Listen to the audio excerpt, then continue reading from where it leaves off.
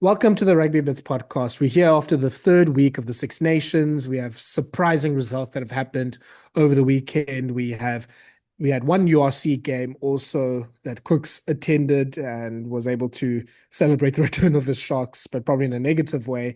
And we even have a Springbok alignment cap, the first of the year. So we're going to be discussing all of that. I'm joined by Kooks today. Because there's a lot to get into. I think the first thing is where you said we'll talk about the game later, but you said you had Ellis Park this weekend. Did you enjoy that? Hello guys. Yeah, good to be back. I was at Ellis Park this weekend. I probably caught the only URC game was on this weekend, and yeah, fortunately went and watched my Sharks get destroyed by the Lions, who were very good. The Sharks who weren't great. Yeah, it's like I think I'm cursed. I think the last three Sharks game I've gone to, I think we've lost. So I think I'm basically the problem. Um, so. So I might be, well, I'm actually working at the Bulls Sharks game this weekend. So again, let's see if this curse is going to come to an end. So I've got to Loftus this weekend. But yeah, it was a good day out. But before we go to the game, I did hear some of top three worst takes that I've had. So Mm. a guy walked up to me after the game, waiting for an Uber, and he's like, "Hey, Cooks, how's the game?" He's a Sharks fan. I'm like, "Oh, just disappointed." And he was like, "Listen, bro, like I've got some takes that I've wanted to tell you." So I was like, "Yeah, okay, cool, don't mind a take." And he was like, but then we were talking about the Sharks, and I was like, "Listen, like, yeah, obviously no Eben." And he's like, "Yeah, you know what? I'm not an Eben guy. I'm like, I'm a Buckets guy more than Eben." I'm like, "Fair, that's what some people go there. I don't mind. It's the two best number four locks. I can hear that." And he's like, "Yeah, I think Eben is just one thing I like about Eben. You can't jump in the line out." I was like, "Okay, whoa." First, I'm like, "Okay, now we're starting." Then he's like, Strike one. and he's like, "Hey, Pat Lamb is the greatest 10 in SA history." And I was like, "I love Pat, but come on, 100 is right there. 100 is right there." And then he goes, "You know what? Like, Cooks, I just don't get Freddie Dupree, to be honest with you. Like, I just think it's quite average." I was like, "Whoa, how did we get here?" So I was like, "Okay, who is like, like either US or like Faf de Klerk. Those are my two best number nines, like in SA history." And I was like, "Sorry?" Off. I was like, Wow. "Oh, I love Faf." And then I'm like, "Okay, but let's talk about Freddie Dupree more." He's like, "Yeah, like he's like it's like if you didn't have like Hochart and Morne staying next to him, like he wouldn't shine as much." I was like, "Can you?" So I did the normal things. I was like, "My Uber's here. I have to go." My mate already walked away and started looking at random artifacts at Ellis Park. My other mate like is going on his phone.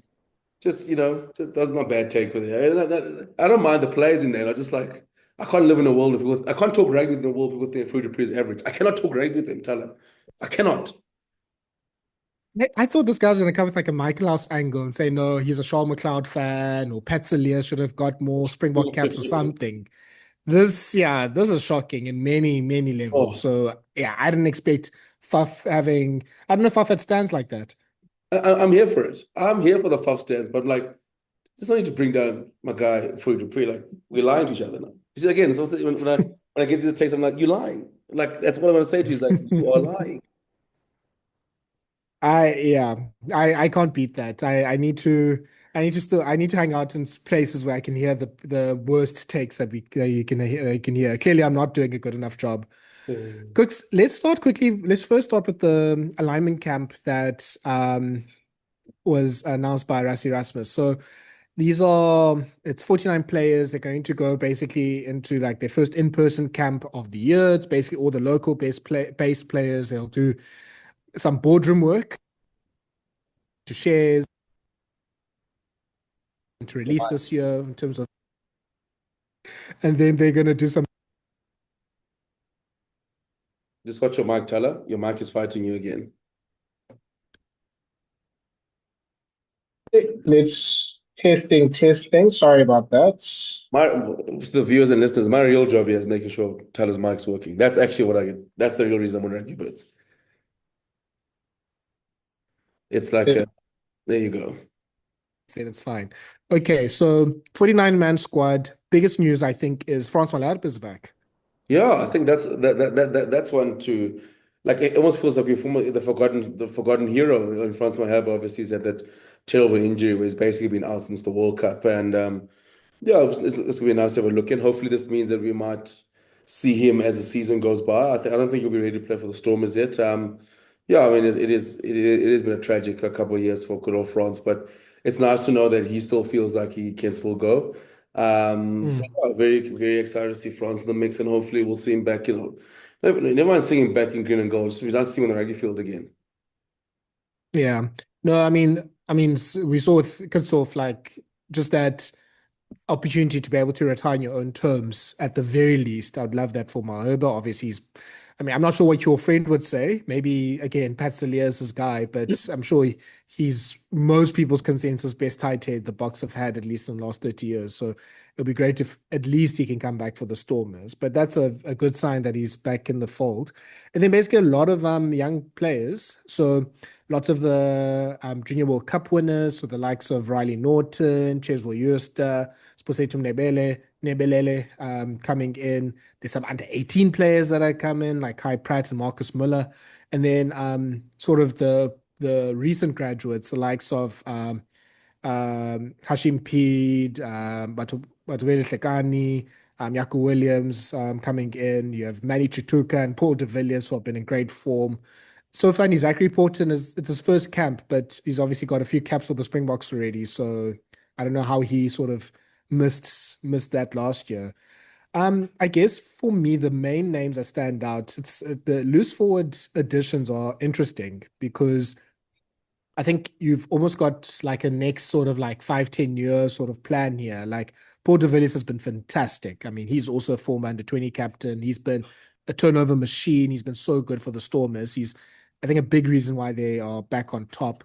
Manny Chituka is really almost like a physical sort of ball carrying version of his brother. He's been really good himself. And Hlekani, like the move to the Lions has worked out really well for him. Like him and Ron Fenter being like this 1-2 punch is, I think, really, really a big prospect for the Lions. Yeah, obviously there's other players, but yeah, those are the players that also stuck out for me. Yeah, I think I love it touching on the loose forward. I think the number 7 jersey does feel up for grabs this year. Obviously, with Preceptor to his injury, no one knows how long he's going to be out for. But I mean, you look at the likes of Ron Fenter coming back, a Patrick Hlekane, I mean, also a nice welcome back to Ulrich Lowe, who's sort of being fit after missing last year, and obviously Cameron Hanekom. So it's like it does feel like I wouldn't be surprised if we're seeing a Cameron Hanekom playing on the blind side this year or something like that. Ulrich Lowe obviously was the guy that sort of if Peter Steph wasn't playing, Ulrich Lowe sort of stepped up. So like Ron Fenter, I think was obviously again been very, very good again for the Lions. So yeah, it is interesting. I mean, even like a Riley Norton, Riley Norton, yes, he plays lock for Baby Bok, but he has played a few games in the Currie Cup games at 7. So I do see him probably going forward as more of a number 7. So yeah, I think like for me, it's like my question going into probably into the England camp. No one said when Peter Steph's going to be back, but I mean the reports said it could be out for the whole season. So for me, it's obviously that jersey kind of feels up for grabs. No Peter Steph, which way they're going to go. So yeah, it is great to see. I mean, I think for me, having spent a lot of time doing super sports schools, it's great to see the likes of Setum Nebelele, who's obviously we all know in Springboks that third hooker jersey is a fight like there's no Bongi Bonambi, for example. And like we know that obviously the consensus is that it's Malcolm Marx is number 1, and then obviously it's Energy Festivals play there. Now you've got Mnemelele is in the mix, and you've got like you got Grobi, so it is exciting.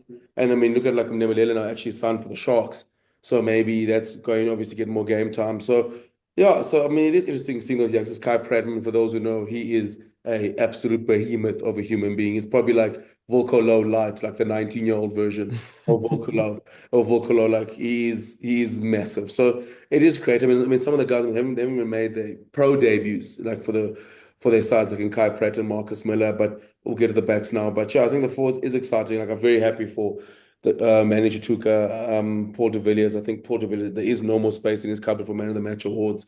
I mean, the way he's been racking up. So it is great. It's a nice balance, and it kind of also shows like the way the Boks still want to continue. Dominating physically. Like if you're adding a Ron Fenter, Patrick in the mix, it doesn't. It just shows the Boks still want to fuck teams up physically up front, especially like you've got the likes of you got the Sheriff back in Ulrich Lowe, who for me, it's just so sad that he got injured last year because I've just really felt like 2 years ago he hit his stride and he's like, okay, he's finally cemented himself as a Springbok. I guess he's fighting with Peter Steph Toy, but he was one of the best forwards that year in 2024. So I really hope he gets back in his stride. So yeah, all in all, I mean, it is a good, very, very good pack of forwards that's been called for the lineman camp. Yeah. Very quick question, Cooks. Does Pratt play loose head or tight head? Loose head. Yeah, Ronald Okay. did last year's school. I think maybe they do both, but yes, predominantly a loose head. Yeah. I kind of worry about loose head depth a little bit. So I think that's good that he's sort of the next one coming up because Borton's has almost got that sort of like tight head, like young tight head position locked up there. I think the other thing that's interesting, I mean, it's been talked about this Ruan Venter move to lock. I know even Willem Alberts had some input in that or said, he must just be aware of like what he does. Yeah, I think that 4/7 jersey, I think there's a lot of it's gonna be interesting what happens in the next few years because I don't know if Beth and Peter Steff and Ron Snyman, I mean Achim Snyman are gonna be playing 80 minutes every weekend for the next 2 years and never mind long term. So there's an opportunity there. Like we've mentioned other players, I'll just throw in Corbus Visa as well, Ben Jason Dixon, like there's an opportunity there to sort of be part of that depth chart. So I think the one thing I see from this squad is there's a lot of lock loose forward hybrids. Yeah. And that's never mind not adding a Snyman, Mostert that can also be a part of that. No, 100%. I think that is the way to go. I mean, we've spoken about in this pod. I think every team wants that sort of like blindside flank has become such probably one of the most important positions in a rugby side. Every team is looking for their version of a Peter Stephen. We'll get to England later, like how they got their loose trio sort of wrong because they didn't have that sort of guy doing the grunt work, the big carries, and the Springboks, like they've got that in plentiful. So yeah, I think you're right. I think it does feel like with some guys like you're a 4/7, or like some guys obviously like Ryan Norton is a 5, but can also probably can move to 7. But like that's sort of the thinking here. You sort of see like so many hybrids. Even like for instance, Tuka spent time at lock, so like Yeah. it's one of those things where it's like you almost like Rusty's like if you're gonna be coming to Rusty's squad, unless you put a step to toy. Well, I mean, yes, it's double at lock, probably not. No, no, no, no, no, through injuries, but I'm saying like if you unless you press it to toy, you want to get in the box squad, you better, especially if you're lock flank, you better play the more than one position. Okay, or if he has for visa, but otherwise you have to sort of play more than one position. Yeah. In the backs, I guess the big news is just the return of some sharks that have dipped in form maybe the last few years or fallen sort of at the back of the queue. So Makazole Mapimpi, I mean, not that he was out, but like he wasn't obviously in the playing squads the last few squads we've had. And then the Hendrickson brothers sort of coming back into form and coming back into reckoning as well. They've been really good. I don't think this is definitely not a bad call on form, especially Jaden. I think Jaden has been really good. Jordan, I mean, I think he's still getting there, but I think Jaden especially has deserved it. And then a lot of young wingers, like we've mentioned, Jooste and Williams. Jaco Williams has really impressed me when he's played for. Your mark again, Teller.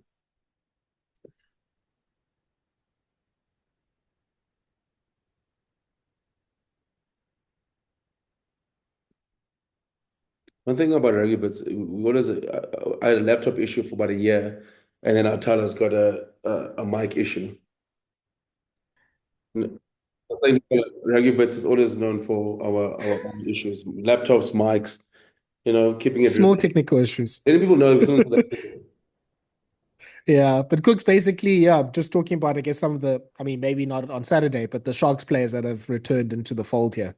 Yeah, I think that's great. I mean, like, listen, I was saying, like, Jane Hendrickson has found that form again.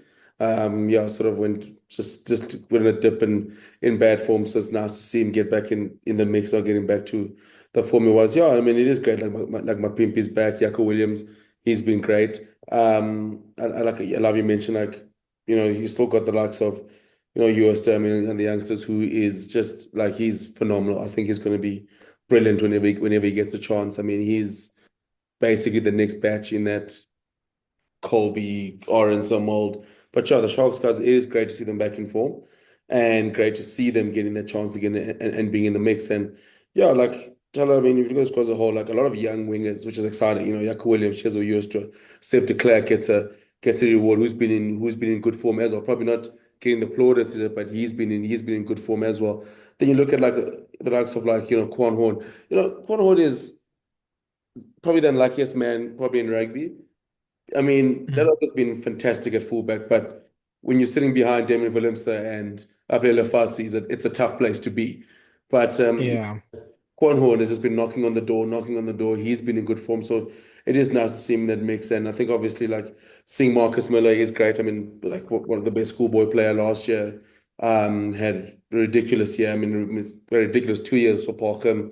There was probably dubbed the next big things out of South African rugby. So nice to see him in that mix. Obviously now he's with the Baby Boks, and so I do enjoy that this blend of like youth and especially like in the back three, Thala, because yes, we got Orense and Kobe, but they are like not trying to age them, but like 29, 30 there. So it's nice to know that with the next batch coming through in the Jaco Williams, those are used to Seb de Klerk as well. And also different type of wingers as well.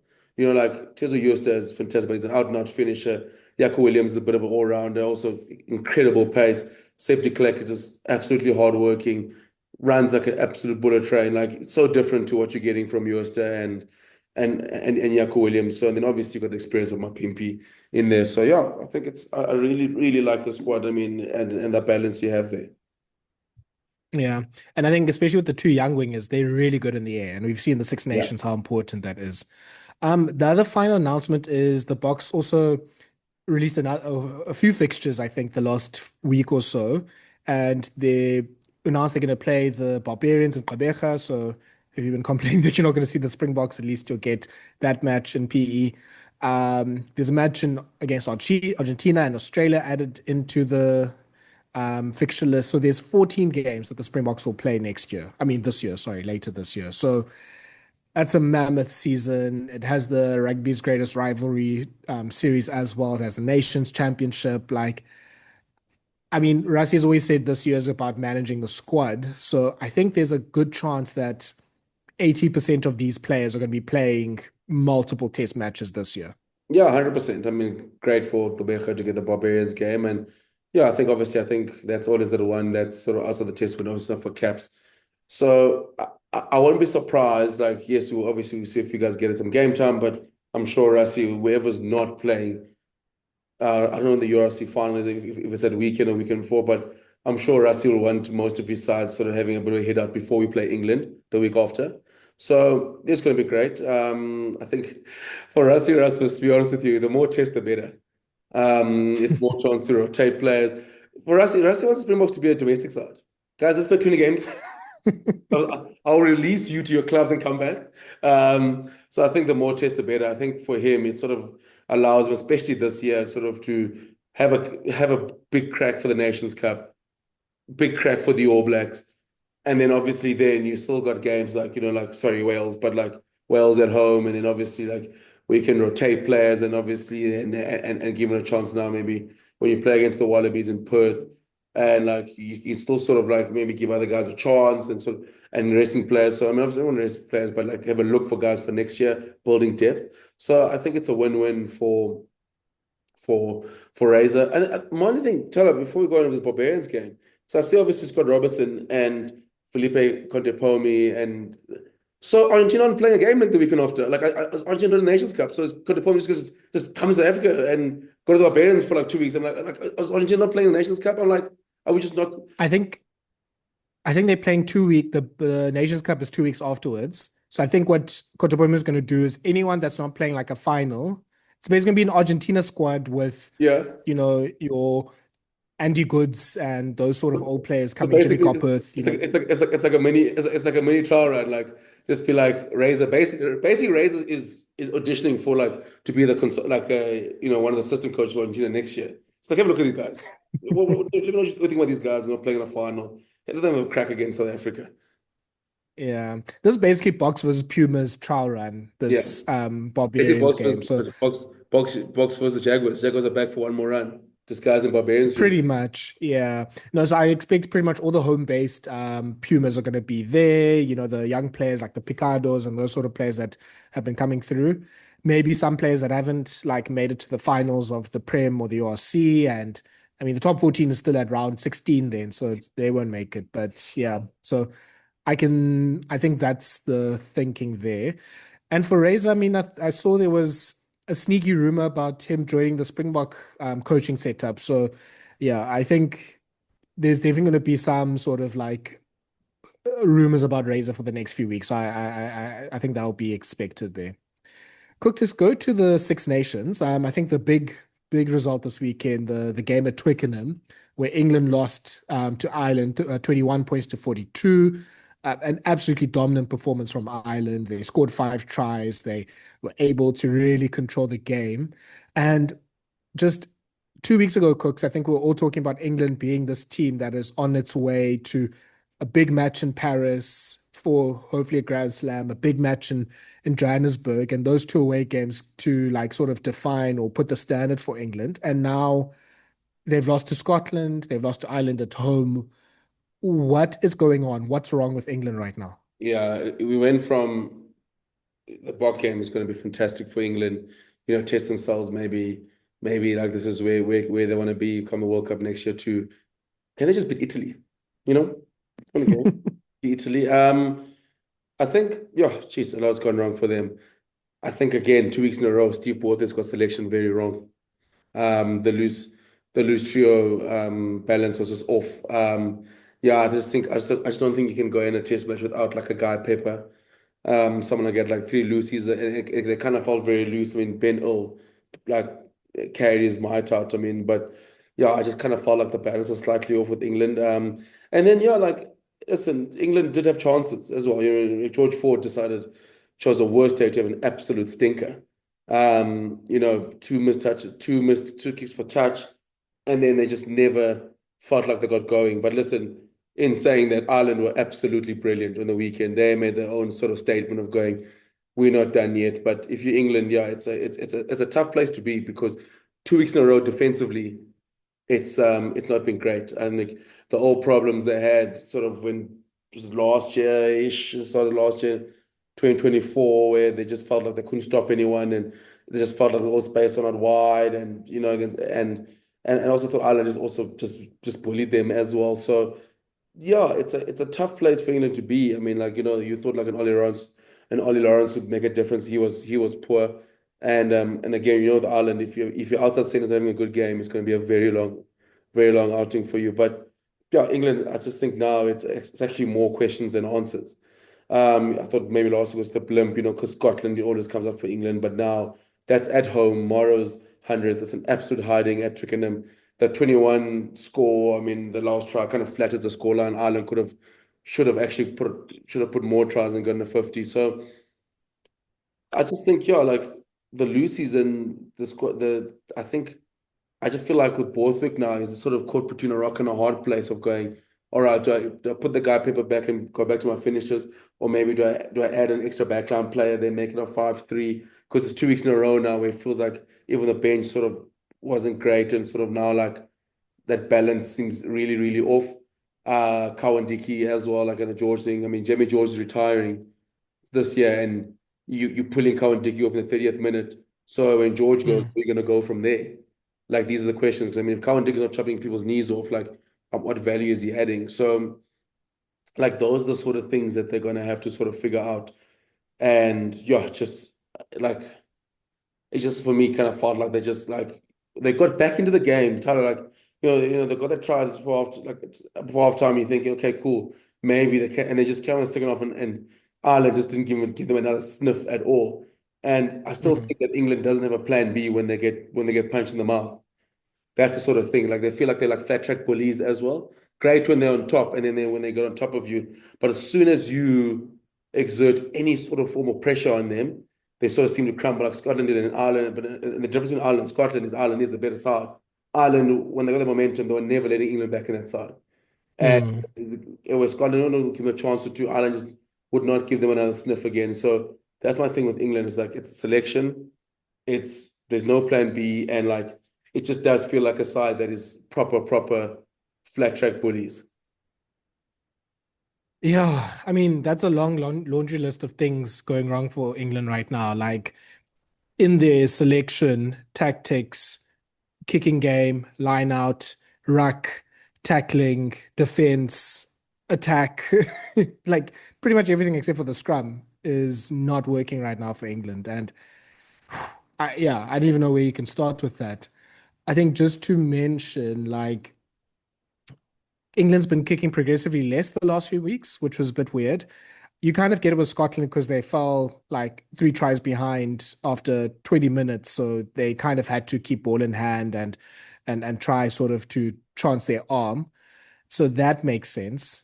But this week, the game wasn't like a game where they were struggling. Like after 20 minutes, it was pretty much 3-0, I think, to Ireland. Like the tries came in that second quarter. So why were they not kicking as much? And it felt like they changed their approach to being a more ball in hand team. And I don't get that. If you, okay, I don't think it's not okay. George Ford's going to have a lot of criticism. We're going to criticism probably in a few moments. I don't think the problem is George Ford playing a ball in hand game. He can do that, but why aren't there any other playmakers around him? So you're doing ball in hand, you're doing high phases, but you have Freddie Stewart at fullback, who's not a playmaker. You have Henry Annandale, who's Usain Bolt pretty much. Um, there's pretty much no one else except for Dingwall that can help Ford with getting those that multi-phase game plan together. Then after that, you then just refuse to kick. Like Ford was doing like I think at the second most carries and the most meters gained. Something is wrong if George Ford is your highest meter gatherer there. And then with speaking of carries, why is Ben Earl carrying double the amount of everyone else?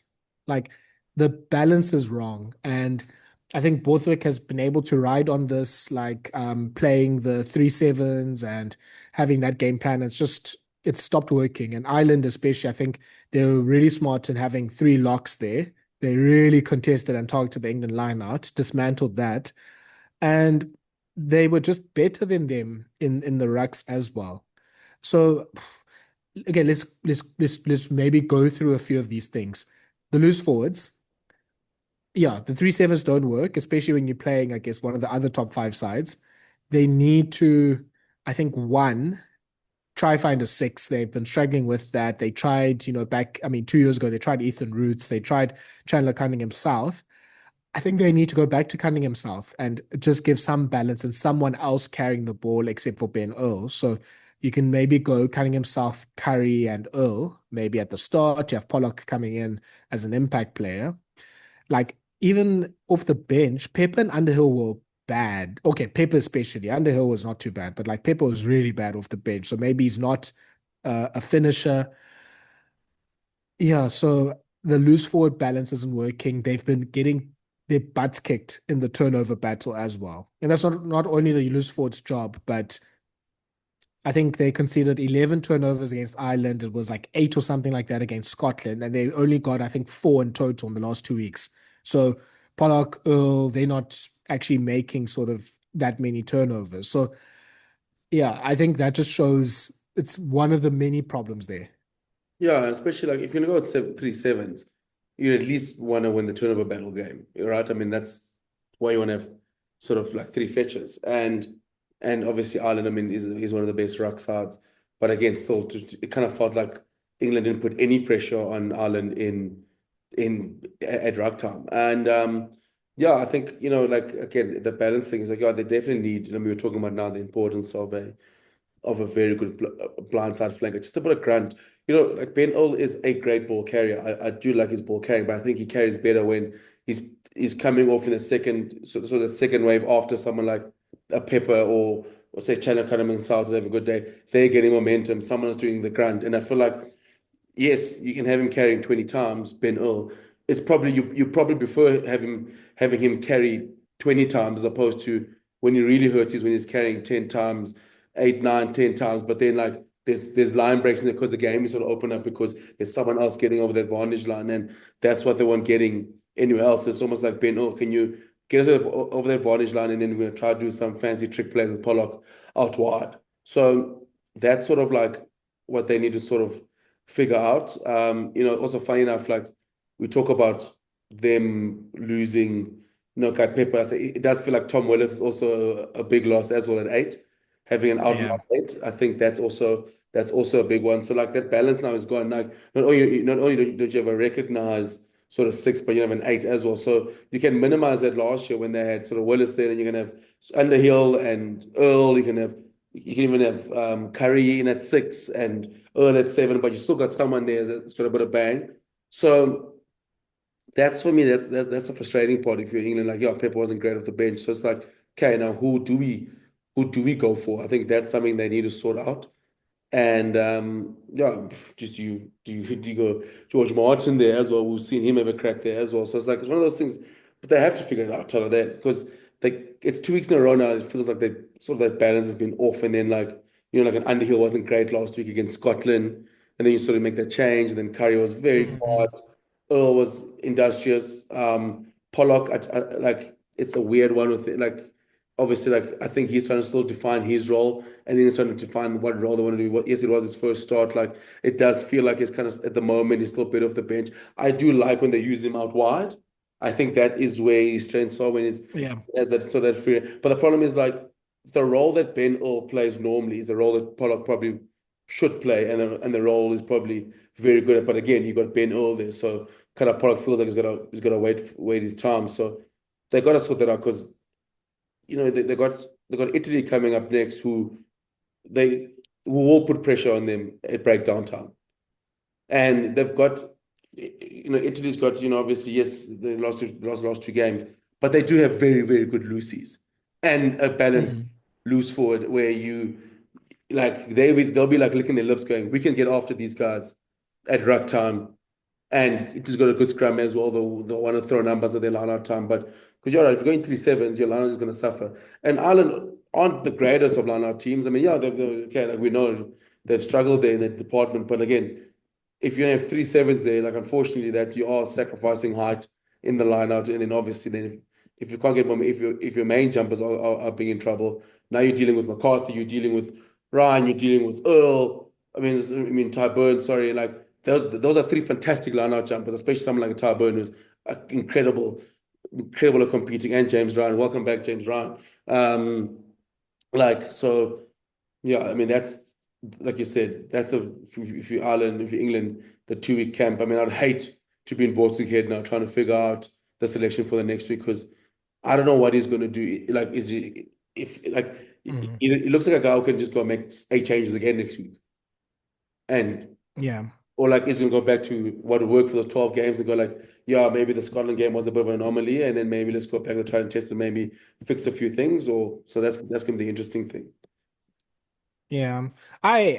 If I'm Borthwick, go back to what you know best. Kick 30 times, kick 4,000 meters, chase like anything, and get your set piece sorted. So maybe it means one of because I mean, I think Martin is still unfit. So if you're not trusting Cunningham South, then one of Coles or Itoje needs to play 6 then, or Chesham, just to get that balance back in the forwards. Because lineout was a mess and Count Dickie was struggling. He was replaced before halftime by Jamie George. So I don't even know who your next hooker is. I don't think you trust Theo Dan yet, and you have a bit of a depth problem there. And I guess on the back line quickly, Kooks, the balance is off. I mean, Stewart was subbed off, which you probably should have done last week also against Scotland, but there weren't really options there. So Marcus Smith helped in some ways, but now your back 3 pretty much is Smith, Arundel, and George Ford obviously usually hangs back for kicking stuff. So that's the world's shortest back 3, and that's not going to work. Dingwall's fine. I mean, shame, when I watched a little bit again, I was like, okay, I was maybe a bit too harsh. The first time I watched, I was like, oh, he was horrible. But when I watched again, I was like, he's not bad, but I don't think he's really that special as well. I don't think he's like a big difference maker. He does the job. He will sort of get the 6, 7 out of 10 type of performance. So, we obviously in this pod, we're a big Max Adroma fan. So we know we're never gonna miss an opportunity to get him in.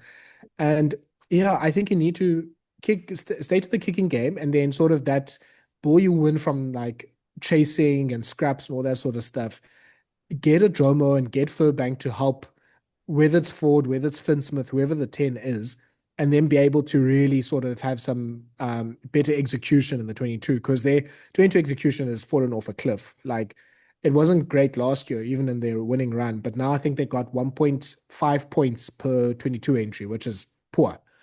So something's just not happening. They're not really able to put people into positions to score. We saw, I mean, Ireland were able to do that through like Gibson-Park and Crowley and McCloskey. We saw Scotland do that with Finn Russell. Even Wales's attack improved a lot with Costello. So what's not happening there with England? And I think they need a few more playmakers on the team. And I think there's two groups. There's certain players, we've seen what we can get from you. Let's try someone else. So George Ford, maybe Guy Pepper, Sam Underhill. Thanks, but let's just see, how other players go. And then someone like Henry Arundel, we talked about it last week. No, that wasn't good enough. He needs to go. Like, you need to then get Roebuck. You need to try something else, even Elliot Daly at wing if necessary. Like, the balance just is off for what they're trying to. I think if they're going to do the attacking ball in hand game, then it's even more reason to put in Furbank and everyone. But if you're going to do like the kicking and contesting game, then how about you use Freddie Stewart to try and catch some high balls? You have the world's tallest fullback and you use them, I think, twice. How about you use Tommy Freeman to chase balls, but instead you still keep kicking at Harry Arendel's wing? I don't understand why. So yeah, it just felt like the team wasn't even set up for the game plan that they tried to do, and then it just made things worse and worse and worse. And Cooks, that never even touches on defense, which has been really bad. Like, edge defense has just fallen off. They're not able to pick runners. Like, they just seem like really tired. And you can kind of understand with someone like Itoje, like he's been through a ton, I think, the last few months, but everyone else as well, like really falling off tackles. I think it's Wigglesworth. That's the new job he has. I mean, he's been like every other type of coach. And it always, to me, it feels like every time Wigglesworth is the coach of something, it starts falling off. So, I don't know. But like the defense is also a problem. So never mind all the other things. But also, it's like the third defensive coach in 3 years. So every time you blink, England's got a new coach, and they may all come under the one system, but like every coach has got their own system and intricacies and how they want to defend. So these players are learning a new system it's been every year now, so Yeah. And now obviously Wigglesworth went from attack last year to defense now. So I don't know if it's a system thing, but again, just slipping off, I mean, tackles. I mean, there was a clip of the one going viral of like the most tackle of Ellis Genge, basically just like played a version of touch rugby, where it's like, and you're like, what is this? Like, that's been sort of the things that's been like frustrating, like Gibson-Park took advantage of on a quick tap when they were like, guys are half asleep. But again, it's like, it just felt like at stages that Ireland could just get easy meters. Whenever time we go on the blind side, Baloucoune obviously opens up space and then opens up another try. So, and even when they hold out guys for 3-4 phases, you just know a tackle's coming and boom, slip, guy makes a 40-meter break and then they under the pump again. And England's always struggled with scramble defense. So it feels like when you get behind them, you'll tend to score. And at the moment, it's looks like a little bit too easy to get in behind England. So, geez, Thala, it's a lot of questions. But again, I think if England is questions you want to answer now, maybe it does look like that. I won't say it was a bit of a false dawn, but at least that they know, like, okay, cool, they're definitely not where we thought they were going into the Six Nations. And now it's like, okay, cool, we still got a year to sort out these issues. And I do hope that it's, for England's sake, they can't come to South Africa in the Nations Cup playing like this. I mean, I think the week after, I think they go from us, and I think they go to New Zealand as well. So it's like, you don't want to have defensive issues against sides like that. New Zealand can have 100 issues. If you're making your first timers and you're struggling to pick up numbers and pick up runners, even against the All Blacks, you'll get cut up. So yeah, like it's it's a lot of questions, and these last 2 weeks have been very, very telling. And that test against Italy, if I'm not mistaken, and it's in Rome as well, it becomes massive because now we got to find a way to change our season, and for Italy, for example, it's like, can you guys make the statement and maybe be better than fifth, chance to go fourth, and quickly to touch on the Six Nations as a whole isn't such a like this weekend coming up, or next weekend is massive. I mean, it's probably one of the more exciting Six Nations weekends we've had. I mean, so the tournament. I mean, we've got obviously Scotland and France. Scotland is like, if there's ever a time to roll over France, like, what are you going to do now? This momentum, if you want to win the Six Nations, and then obviously now if you're Italy, it's like this is the perfect time to roll over England. This is the time, like, where everything it all comes down to this game. You have the team. England's weaknesses is probably the strength of Italy's. So now it becomes so that's the thing for England. Like, they got to find a way to salvage this. And it could be, I mean, they go to Rome, get the job done, then go to Paris and get the job done, roll over France, and then you go, what, maybe it's a bad 2 weeks, but again, if they don't, because like we could live in a realm where England loses the next 2 games, they've lost 4 in a row. One out of 5. Which that could be a possibility. Yeah. What does that mean about how bad Wales was? But England, Italy will be the battle of 2 big scrums and 2 of the least efficient attacks in the 22. Both of them struggle with that. Kooks, it's a shame that England was so bad that we haven't actually had a chance to talk about how good Ireland was. And they were fantastic. This was their best performance since, the 2023 World Cup cycle. Like, this was the old Ireland, basically, with a few new sort of touches. Like, I think their forwards were back in their sort of their formations, and carrying was so strong and aggressive and just testing England's defenses the whole time. You saw, I mean, Genge's attempts at tackling maybe weren't great, but they were put in these positions because Ireland was just throwing numbers at them, and we know that Ireland can do that. McCloskey has been fantastic. He's really set that platform up. He's really helped to, just when Bandiaki was starting to sort of fall off in his form, McCloskey has really started to reestablish that 12th jersey as a place of strength. Baloucoune and O'Brien and Lowe last week were really good with the kicking game. Like, that's the new wrinkle, I guess, from 2023, is they've really got a strong kicking game. They can retain kicks in the air. They are really good in the they are able to retain those kicks and to attack from that. And so many of the players, there's so many okay, this is prime Gibson-Park, this is prime Tyke Byrne, this is prime Van der Fleer and Doris. Most of the players are playing close to their potential. So in some ways, you can also just be you can't really blame too much. You can't blame England for losing that. I mean, the distance is maybe a problem, but Ireland were just able to just get so much going in their game, and the defense was strong. The everything was just really, really pinpoint. And again, this was a team 2 weeks ago, and even last weekend, they probably should have lost to Italy. They obviously were thrashed by France, and they turned up this performance. Yeah, I think also, and a massive game by Andy Farrell as well. And you could see that. I think, he's quite a stoic character, Andy Farrell, sometimes but you could see his emotions as the game went on. He wanted that very badly.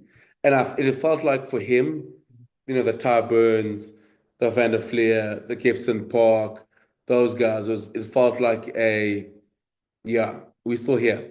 We haven't gone anywhere yet. And it was one of those. And the interesting part for me with Ireland, to say that as good as they were, is now obviously they're going to back it up and not just be a game based on emotions. Because, man, there's a lot of emotions in that performance, big chip on the shoulder performance. But for me, Thala, you mentioned it, I always think with Ireland, when they're their best, no Gibson-Park, no party.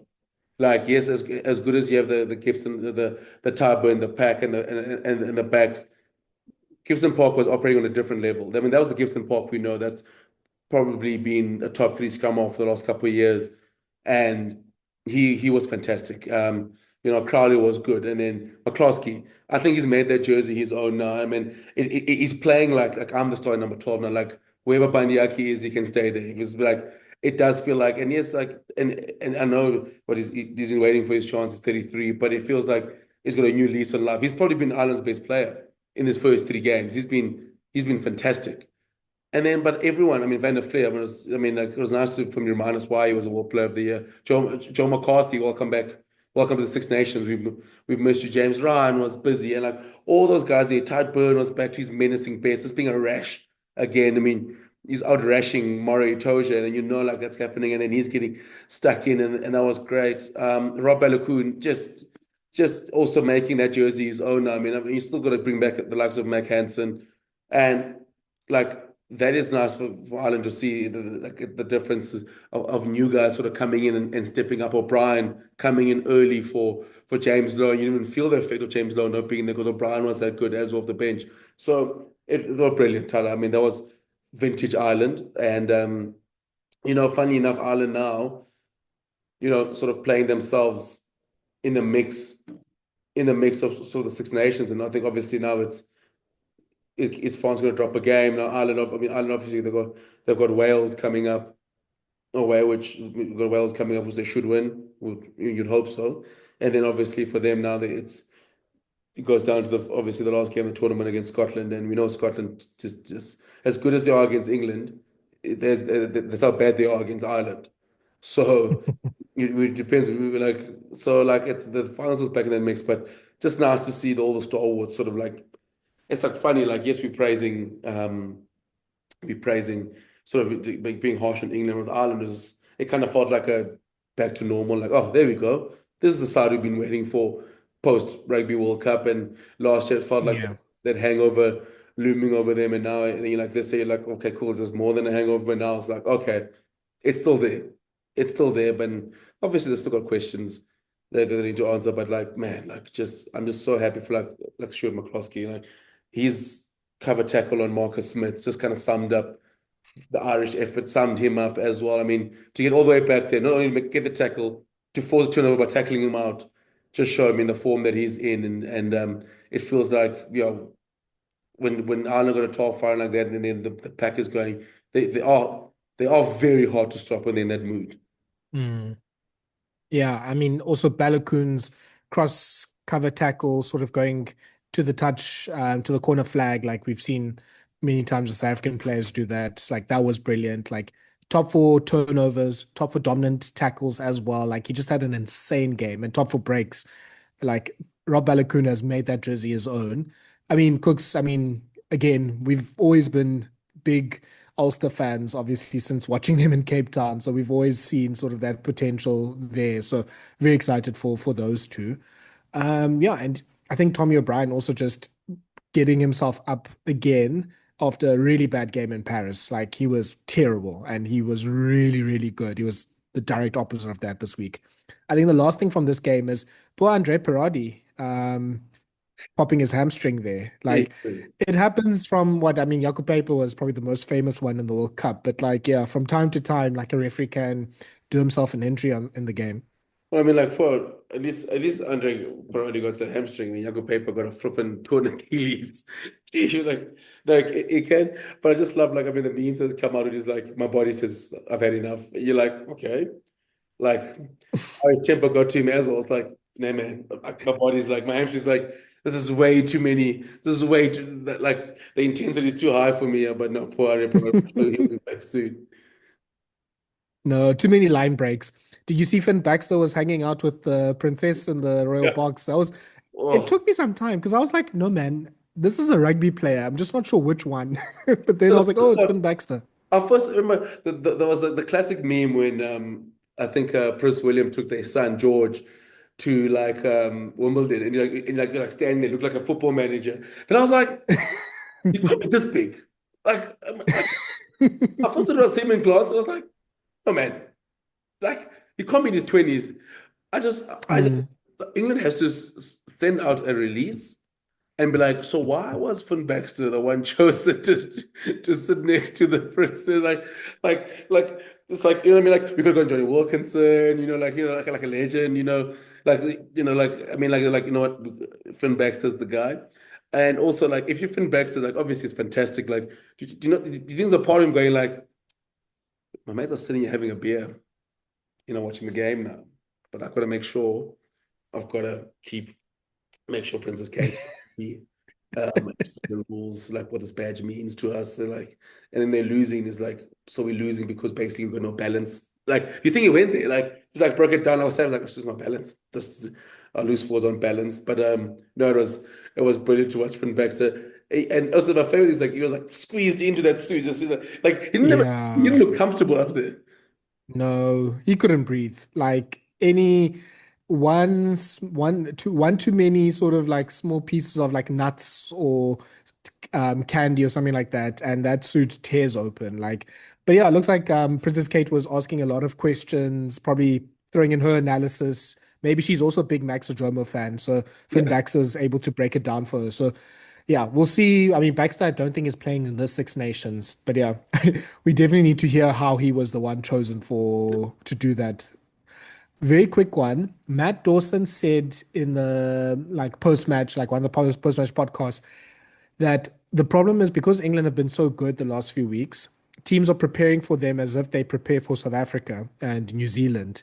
So basically, they're losing and being targeted because they've been so good, which is an insane level of copium. Like, that is yeah, what. Can you believe that teams prepare against a good England side and they prepare well for them? Can you believe that?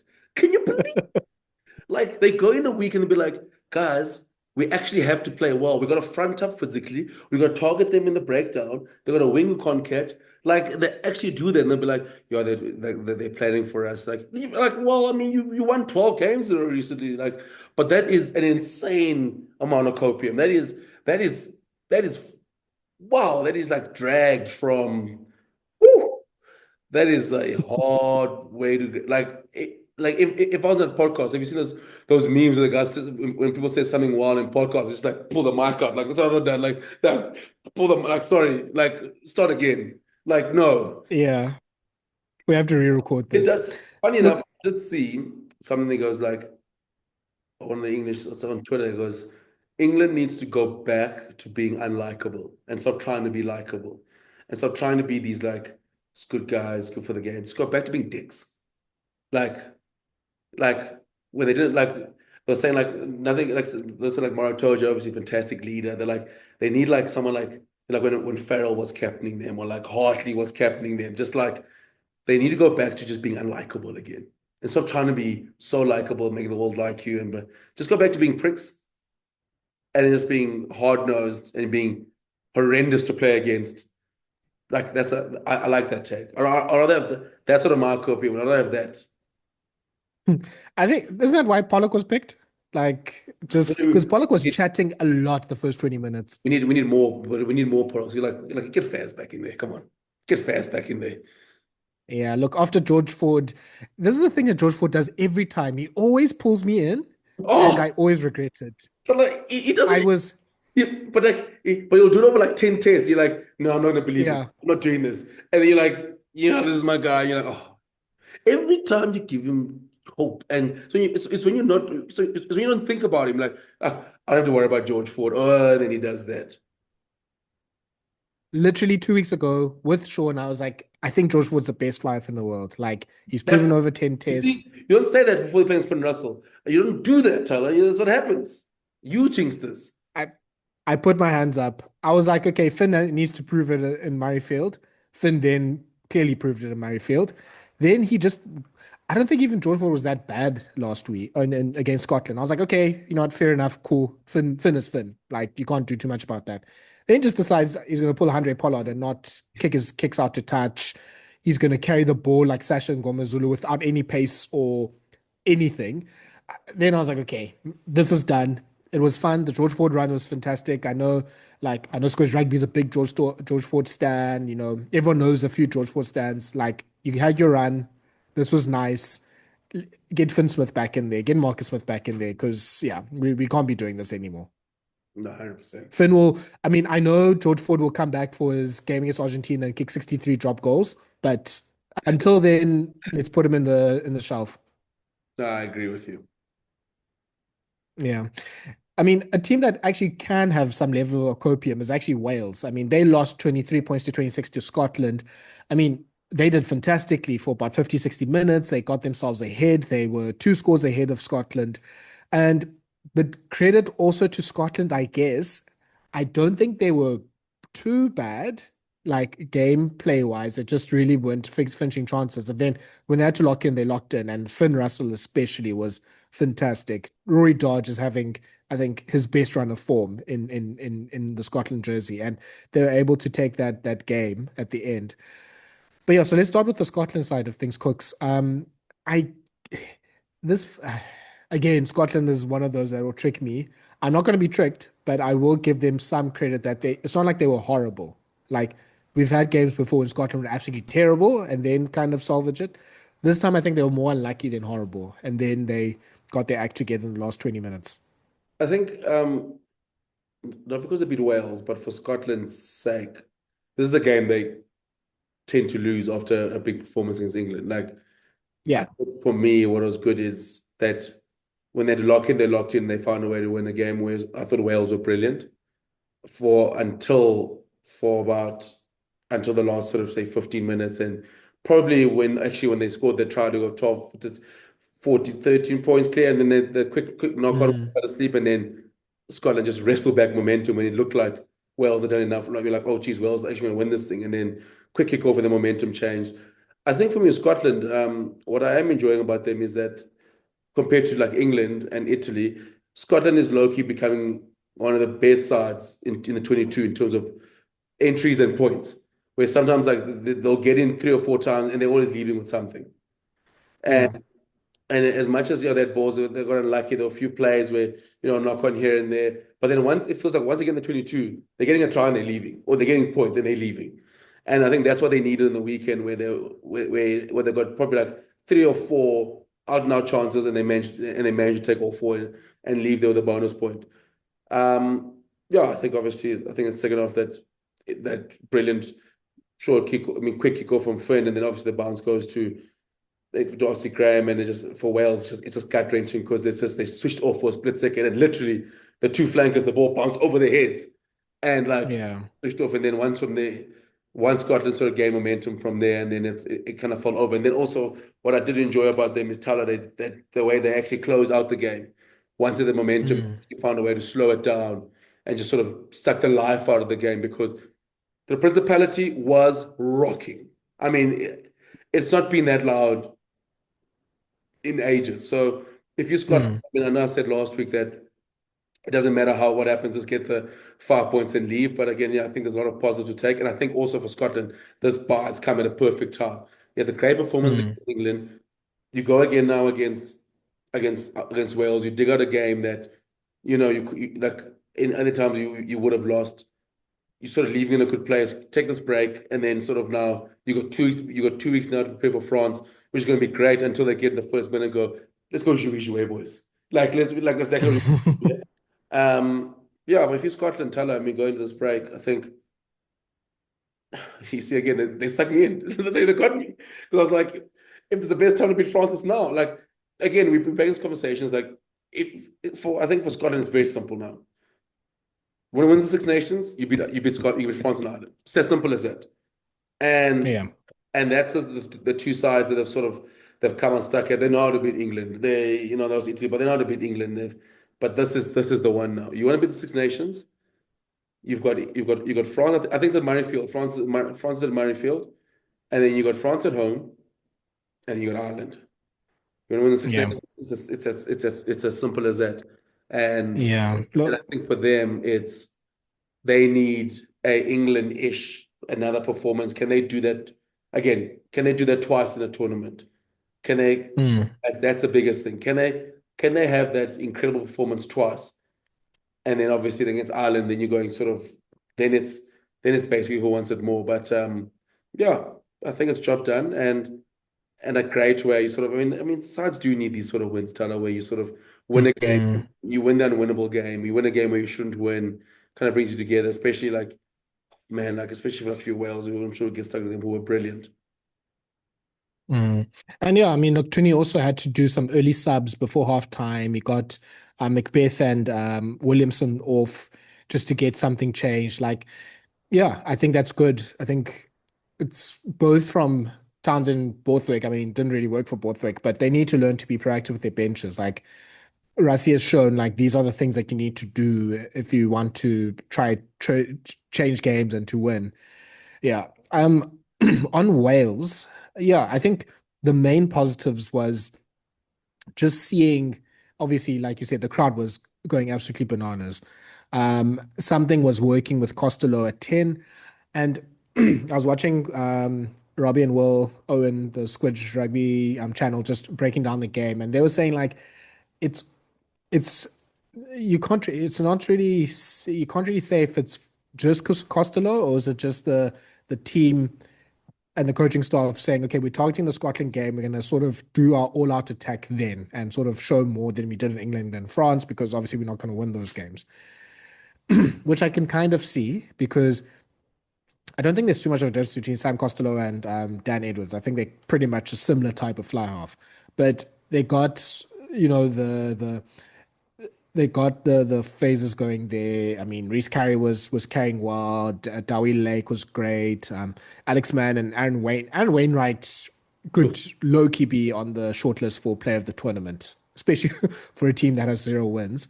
Tame Plumtree actually had a good game and not even any yellow cards before he got injured. Daffer Jenkins was ridiculous with his work rate. Like I think he had 24 tackles, was hitting rucks like nobody's business. So the defense was there. They were showing some things in attack, like they were better, I think, with just their game management. Yeah, and you can't really, especially a team that hasn't won in such a long time, you can't really blame them for a lot of the mistakes. The only real coach killer was that Darcy Graham try, which you talked about earlier. Like, you just can't do that. You can't switch off like that in a kickoff and just allow the ball to bounce and for Scotland to get cheap 7 points back in the game. And they had chances. Like there's that scrum that they had. They were trying to get the scrum penalty, but then they popped up, and then the penalty was against them. So yeah, they were close. They also, I think, had a turnover because of a crock roll clean out from Thomas Williams. So they're not far off. Like I think for Wales, the main thing is look, the Ireland game, just get out of it as damage free as possible. Then that Italy game could be something. That could be the one to really target and to try and get a result at because, yeah, Italy has done well to lift their floor, I think. I don't think they're going to do those disaster class they've done in the last few years, but there's a chance there if they play at this intensity. So, yeah, I'm just glad that Wales at least had one performance, even, yeah, maybe it's the only one they have, but at least had one performance where they can kind of back it up. Yeah, it was, and also like it's all the things that it felt like a little bit of Wales of old, like just incredible work, great forwards coming around the corner. I did think Costello was really good in the weekend, and then on top of that, like Thomas Williams was good as well. They fed off nicely, and then yeah, and also for me they're a bit braver on attack as well. Mm, We're willing to get the ball out wide, and I think they did well to sort of try their best to, and they made so many tackles as well, but they just didn't sort of go away. And yes, as much as Scotland wanted to take them out wide, they defended quite nicely. And then again, it's what hurts them is the fact that it's a side that hasn't won games a lot and players haven't won games a lot, and mm, you could see that once they went that got that try and they were like what 12, 13 points clear, the momentum, it felt like Scotland was crawling their way back in the game. And they did so well. Whenever Scotland got back in the game, they shut them back out. And then the problem mm, is they shut them out, shut the front door, close the windows, but they just leave the back door slightly open. mm, And then Finn Russell hurt them, and then and that's a frustrating thing.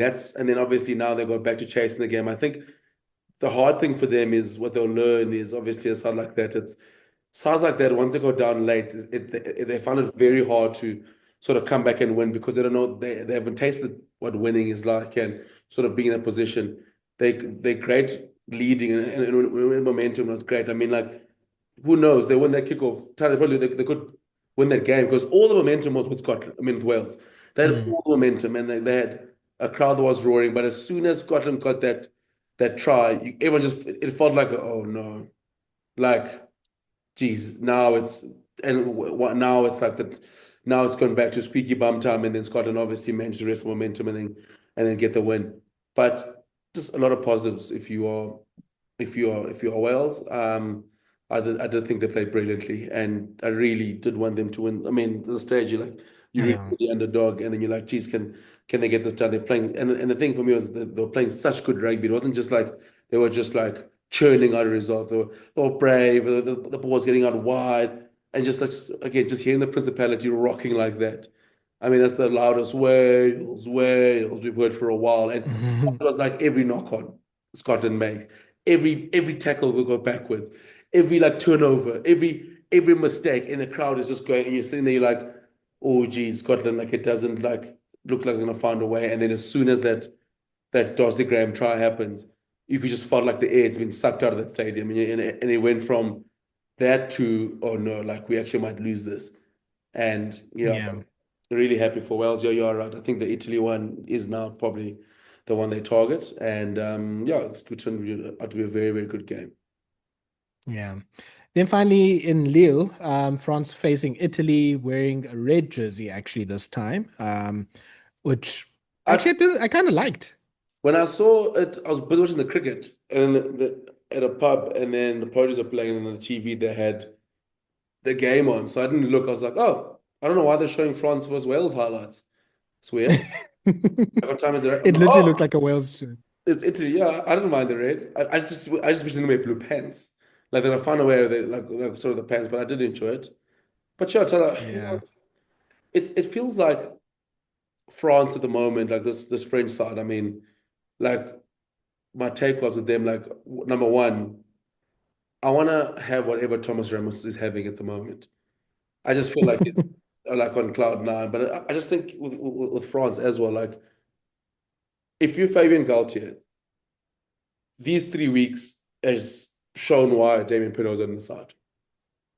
Like, the way they're kicking, the way that the guys have come in, at Sobe, guys have come in and sort of been out good in there. I mean, obviously moved to fullback, so I mean it was a bit iffy at times, but like in terms of like you're not playing in the side if you're good on the hubble, like that you're not, and can do like as freakish of ability that Penaud has with the ball. You need to do more if you want to get this Galtier side, and Dupont started to do Dupont things, and he's started about short. He's starting to find some proper form and doing Dupont things. But I think for me with France, as Italy was good. I mean, they gave them trouble, especially the second half. But I still think France is operating on like third gear, and their third gear is still the best side in the tournament. And I think that's been obviously now they've got the 2 tests now coming up with Scotland, Wales. I mean Scotland, England, but I still think France for me is still the team to beat. I think they've depending on the last 2 weeks, they've slightly pulled away from the rest in the Six Nations, because I still think that like they haven't had that game where they hit the full on strides yet. And I think besides the first half against Ireland, and then but like I still think that they haven't gone to 100% yet. And I worry if you Scotland or England, one of you might catch France on a very good day. Someone is getting a proper France game. Someone's getting proper France, because I feel like each week they're sort of they're getting better in different ways. There's obviously like those late changes here, but I think again they found a way to get a win, get a bonus point, but also doing that sort of ticking a few boxes. Like it was us, like I was in the group. You got a situation where you're taking the form loose, the form lock pairing in Olivon and what's his name? Giard, and I think Giard starts with hate because I keep forgetting his name. And then you're replacing that with Flamem and Meafou, which is it's just not. It's ridiculous. It's just not fair. I did love when Meafou got that ball and put the point from his like 3 minutes out. I was like, yeah, this is a try. It's like 3 backs on him. You're like, yeah, this is a try. But the only frustration, if you're a French fan of Galtier, is that France still have these little soft moments for no reason. Like the try that Yeah. we did, like it's just like there's no need for that. Like obviously Ramos loves to jouer, but you're like, just kick the ball out. And they haven't been punished yet for it. But again, like I still think Yeah. there's an extra 2 gears that France can get into. And I think either Scotland or England could catch it, and it could be a tough day in the office. Yeah. I mean, they have been the best first half team. I think they aggregate scores like 75-19 or something crazy like that. Like they've been crazy in the first half and they just and I think they can kind of like coast with that. They can just be like, okay, cool, we've got the 3 tries. Like they did against Ireland. They sort of coasted for like 10, 20 minutes. They did against Wales, then against Italy. So, you know, the the key for Scotland and England is at least make it get into the 30th minute without being 3 tries behind and just try to make it a game, try to have them behind, try to make them panic is sort of point one. Yeah, I think Italy was that scoreline is not reflective of their effort. Like that should not have been a 33-8 game. It could have easily been a 19-8 game. But again, their attack, yeah, it's the only thing holding them back from being like a real top five side. Like, can you just execute in the 22? Bricks is missing. Bricks would help, but I mean, this has been a problem for a few years, so I don't know if that's going to be resolved by him. But it's just that phase play. Like, if they can just get Kieran Crowley as like an attack coach and only an attack coach, and he mustn't interfere with anything else and tell Scrumovs not to box kick. Just do that. Um, I have a top four for player of the tournament right now Okay. after the 3 rounds. So fourth place. I can't decide, so I'll make it a tie between LBB and Antoine Dupont. Jeez, LBB. LBB is like cruising and he's like, yeah, as I thought, but 3, just for the love of props, I'll give it to Simone Ferrari, who's been fantastic in the scrums and also just melting people in contact. Number 2, Big Stu McCloskey. Like he's been obviously Ireland's best player, like we've discussed. And then Six Nations player of the tournament right now for me, Thomas Ramos. Like you mentioned earlier, like if Thomas Ramos is your third best fly half, it's a ridiculous position to be in. And we know what he can do in attack. We know like he's trustworthy with the kicking game, with the goal kicking as well. We also know he can do one crazy thing. And the weird thing with Ramos is it feels like it only cost him like maybe 2 tries a season. And he's constantly throwing like back of the hand passes or kicking in his own try line and all that sort of stuff. It's weird. It's wild that it actually only has cost him like a try maybe once in a while for France or for Toulouse. So he'd be my player of the tournament right now. But yeah, I think especially from France, Dupont, um, LBB, um, Guillard has also been great. I think Marchand has been really underrated. I think he's been really good as well. Like you can make calls for them as well. yeah, and I agree with that. Let's say Marchand is, Marchand is feels like he's back to his best.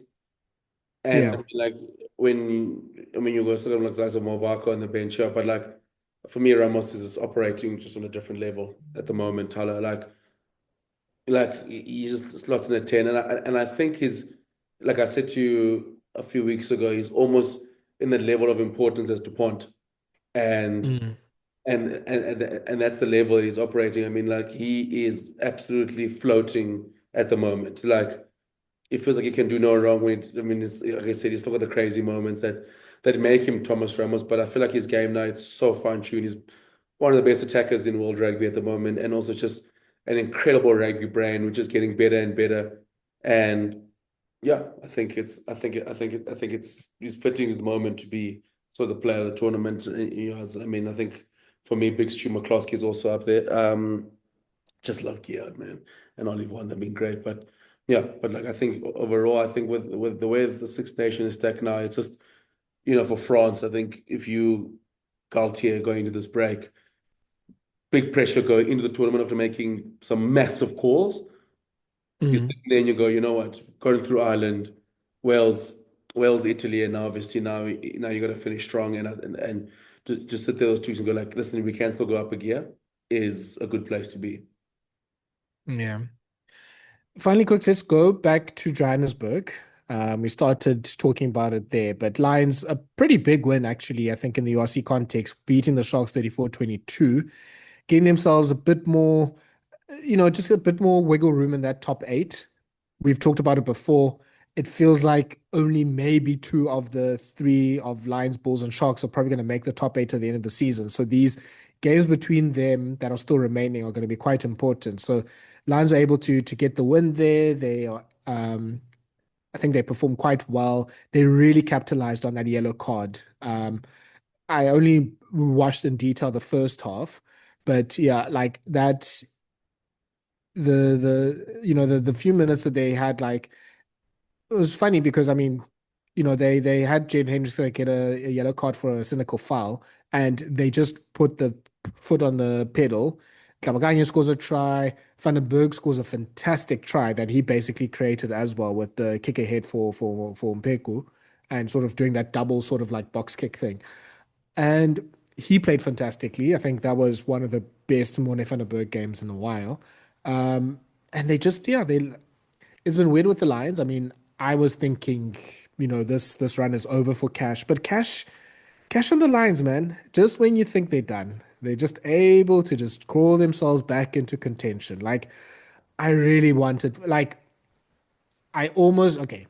I'm happy to sacrifice the Sharks' place in the top eight for the Lions. Like, I'm more than happy to do that for just to sacrifice that for South Africa. Like, I really hope they can put the games together needed to get into the top eight. But this was a big result. Yeah, massive. Like Cash reminds me a lot of like Gregor Townsend, where it's like they always find Yeah. ways to find a result to keep their job. But I thought the Lions were brilliant. I mean, the Sharks started off well, and then what the Lions did great was they had a few chances and they took them. Morne van den Berg was absolutely fantastic, back to his absolute best. And I was watching with mates, and I was saying like sometimes in South Africa we get too hasty to sort of go into the next best thing, like in Hashim Pete, who was a youngster, was exciting, but still got a lot to work on. Like his game management, things like that. But again, that's what every nine has to learn, especially like at the type of nine that Hashim Pete is. But when someone like Bonifan played, like, listen, guys, there's a reason why I'm the next man up when it comes to Springboks. Like, there's a reason why, like, I've got the faith of Rassie, and then why I've been getting this chance. And I thought he was very good. And the thing with the Lions for me, Thala, is I think it's the consistency that's helped them, because when they've been good, they've been very good. I mean, I've had some very good results, but when they've been bad, they've been bad. I mean, they definitely have the Sharks number. I mean, they've got the double over them now. JB Peterson can beat the Stormers twice, but for some reason just can't figure it out against the Lions. Um, but yeah, I think it does show that I think it probably will be Stormers in another side. One more South African side. Obviously, the Bulls obviously got a chance to. I think the Bulls Sharks game now has become massive. It's a must win for the Sharks this weekend in Loftus. I mean, if you want to keep the playoff hopes alive, I mean, they're still there, but like you can't sort of fall too far back in the pecking order and where you're going to hope one of those sides, drop two games in a row. But if you're a Lions fan, again, it's everything that makes them good. And I think up front they're good, the great carries. And also one thing with the Lions is once they get momentum, I mean, I think they're one of the best offloading sides in the tournament. Once those offloads are coming off, and then those guys coming through, and then they get going, they are electric to watch. Quan Horn, fantastic again. Like, just again another great performance from him. Chris Smith just make sure everything's running smooth. But yeah, very, very good performance. And yeah, Tyler, those guys from Durban, just frustrated, Tyler, because started off well and then just made just a few mistakes. Fassi had two bad kicks in a row that doesn't normally happen. Yeah. One out on the full, and then the next time he gets the ball, he kicks it dead over the dead ball line, and you're thinking, jeepers, and then they come back 50 meters, and you're like, yeah, those are frustrating. I mean, like it was like Lorenzo Julius at 12 had it kind of summed up like who he is. Like fantastic game breaker, sometimes passes not going in hand. I did like what Jared said on Twitter, like, he's like Nonu's sort of mold. Like, I'm not saying he's going to become like a Nonu in terms of like, there's just so much raw ability, like game breaking ability, like how he beats defenders, but he's still raw. Like, sometimes makes the bad pass here and there, passes go to ground. There's a pass he tried to get through his legs, which led to a knock on, and the Lions scored from that. But then again, when the Sharks needed a spark, the stage I think he made about like 3 or 4 line breaks and out of nowhere.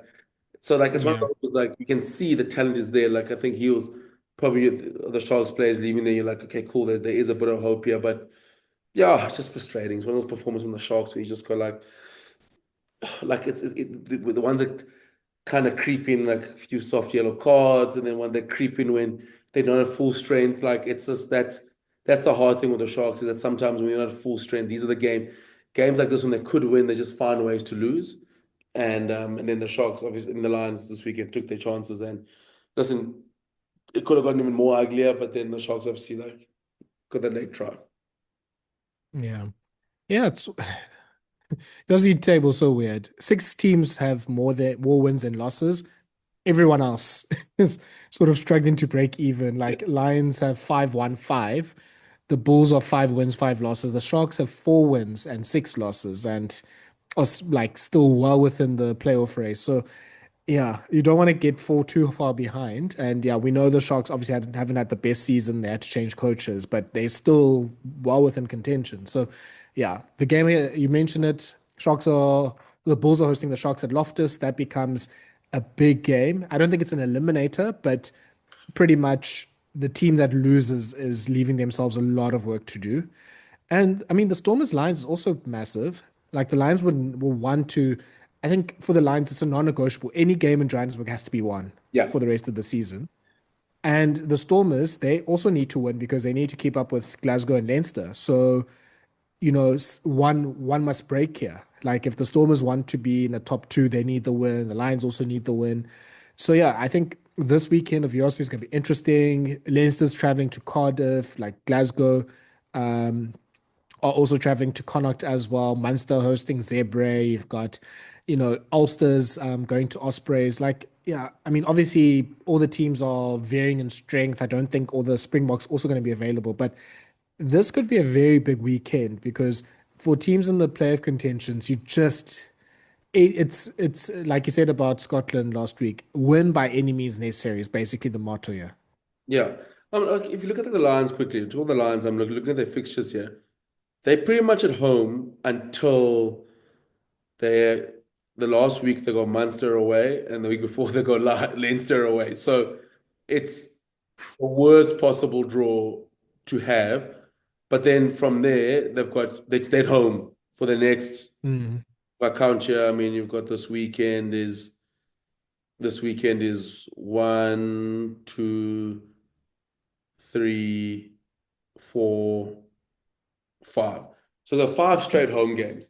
They have to leave there with Yeah. 4 minimum. So like I think all 5, honestly, yeah, Cooks. like that's sort of like, because then again it's a big ask at that time of the tournament, because Leinster will be chasing a home semi, Munster will be chasing, I mean, a home playoff game, Munster will be the same. So, and that's not, geez, that's the tour of hell to sort of wrap it up. So that's, you want to at least go there and go, listen, you got a bit of a buffer to go and sort of make a run. So if Lions ever want to make a run, it's now, because you're right. If it's in Johannesburg, it has to be a must win. And yeah, if you're the Stormers, yeah, it's you got to find a way to wrestle back momentum after those 2 losses. Yeah. It's about wrestling back momentum and not get too far away. Glasgow do travel to Connacht this weekend. Connacht is a tough place to sort of win, so you're hoping that maybe Connacht does you a favor and then you sort of get a win again and keep the momentum. But again, if the Stormers are as good as we think they are, and they say they are, they should back themselves to go up to Johannesburg and get the job done. Yeah. Hopefully, maybe, I mean, we'll see late in the season. That's maybe during the time Leinster rests like pretty much the whole 23 for Champions Cup purposes. So that might help them. But yeah, basically, I think for all the South African teams, any game that's in South Africa, you need to win because I think all of them have like 1 or 2 games in Europe they still have to play. Like it's so yeah, like you just don't want to be, like it's getting, I think pretty much the lose of Sharks Bulls, it's Bafana Mat's time. Like then it's who do you have to rely on? Who do you have to support? Like then it becomes that sort of But time you of the say that, year. like, I think for the Sharks, it's a must win. I think Yeah. you can't be 4-7. You know what I mean? Like it becomes a must win now, because then now you knee deep in the fundaments. Where the Bulls, I think they can sort of find a way, but again, the Bulls also home for a bit. And they seem like they found momentum. But yeah, for the Sharks, for me, it does feel like this weekend is a non-negotiable. Mm. Yeah, okay. Well, lots of rugby to look forward to. We basically have a full round of all the competitions, all the domestic competitions, Super Rugby, Top 14, URC. So there's a lot that we can look forward to for this weekend. Yeah, fallow week for the Six Nations, but that doesn't mean that there's not going to be any rugby. So there's a lot to watch here. Please follow us on our social media channels for any updates that are happening. Please like, share, and subscribe to this podcast on YouTube and on Spotify. And yeah, we've been able to wrap up a really good 3 weeks of the Six Nations. We have some URC coming back now. So yeah, there'll be a lot to talk about next week. Bye bye, everyone. Yes, guys.